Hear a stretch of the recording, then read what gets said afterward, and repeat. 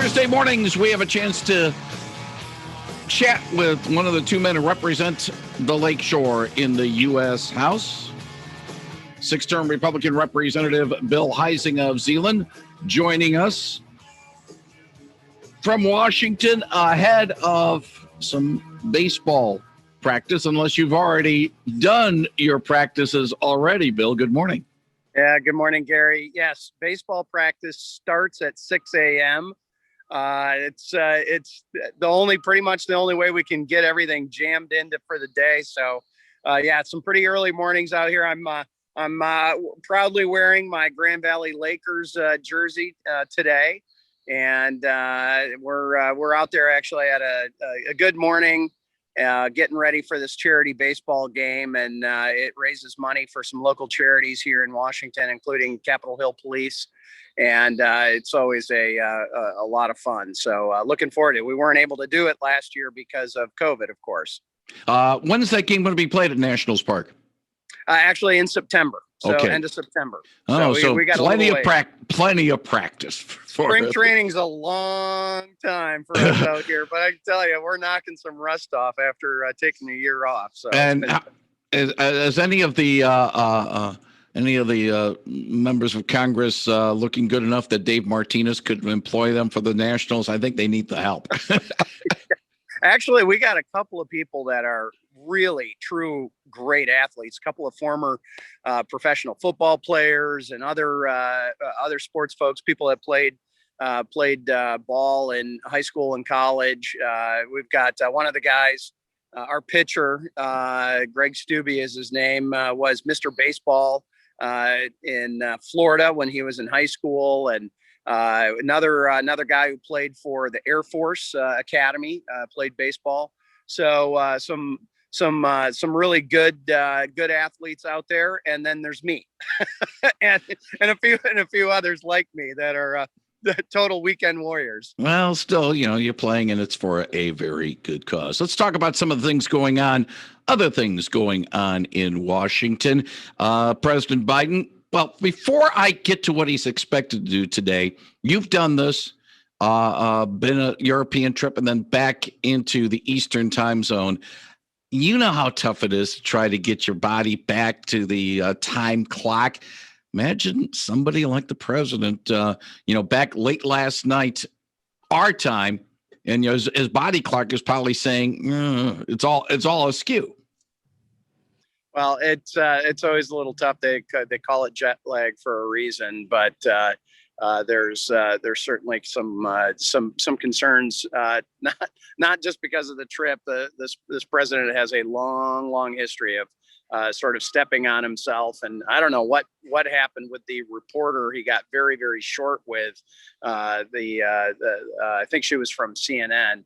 About the trip and what expectations were with Putin, and frankly it didn't wear well. So I'm not sure that this was a chalk it up as 100% win for the president. You talk about 100% win for the president, the overall trip, or the conversations with President Putin, or what? Well, I think both. Look, there certainly was. Sorry, a little loud truck there. Certainly, the G7 and some of the other meetings, the NATO meetings that were happening, needed to happen. Fascinating viewpoint from reporting. When President Trump was pushing NATO about their lack of 2%, and their which is part of the treaty that we have, is a requirement to spend 2% of GDP on defense. He was called a bully. When it gets brought up by the Biden administration, it's the president seeking productive talks. It's like, okay, it's well, as I've said, Gary, before, if it wasn't for double standards, there'd be no standards for some folks. So, it's that kind of thing. But I do not think that the meeting with Putin, from the appearances that I had, probably was not very productive. Look, this is what we do know about Vladimir Putin over the decades, is he does far better when he feels that he's up against a unified, strong front. And that I don't think was exactly the message that President Biden put forward.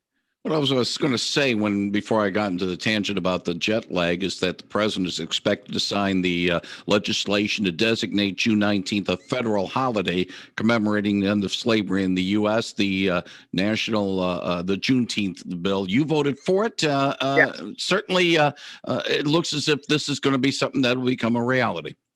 Yeah, and actually, this is something that's been talked about for a number of years.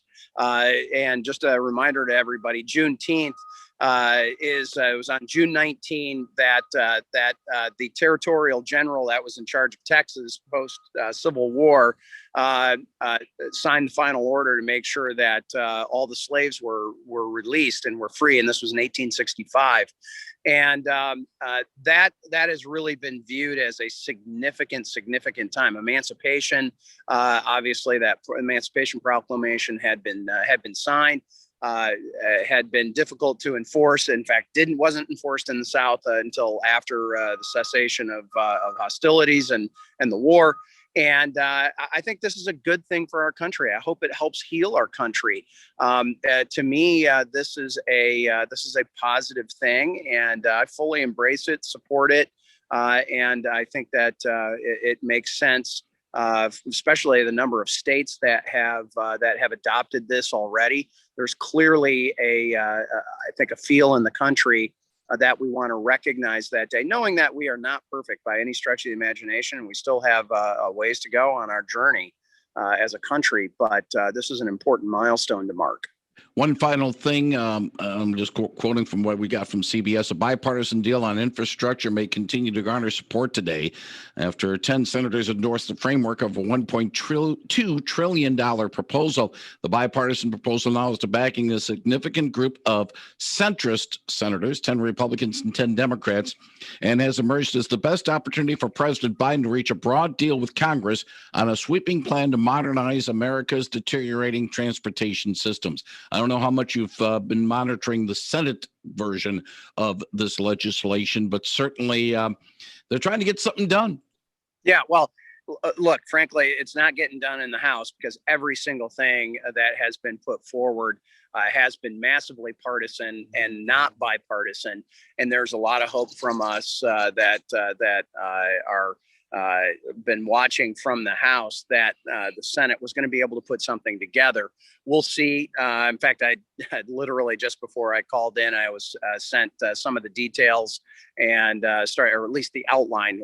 The devil is in the details, but at least the broad outlines that are the structure of this agreement. And so hopefully we'll get some more of those details and see how this comes together. But look, it has to be bipartisan if there is going to be acceptance within the country, not just of elected folks. I'm talking about taxpayers. They have to have an understanding and make sure that infrastructure means infrastructure. And whether it's rural broadband or roads and ports and airports and things like that, and not all the other social engineering stuff that had been proposed by the Biden administration and frankly was pushed by Nancy Pelosi. So I'm hopeful that we're able to have something that we can work with here, but we'll see. He is the state, U.S. House Representative from R-Zeeland, Bill Huizenga. He joins us Thursday mornings to talk about what's going on in Washington. Bill, thank you very much for your time and your responses. We look forward to chatting with you again next week. Thank you, sir. Sounds good. Thanks, Gary. Thank you very much, Bill Huizenga, 99.7 and 1450 WHTC.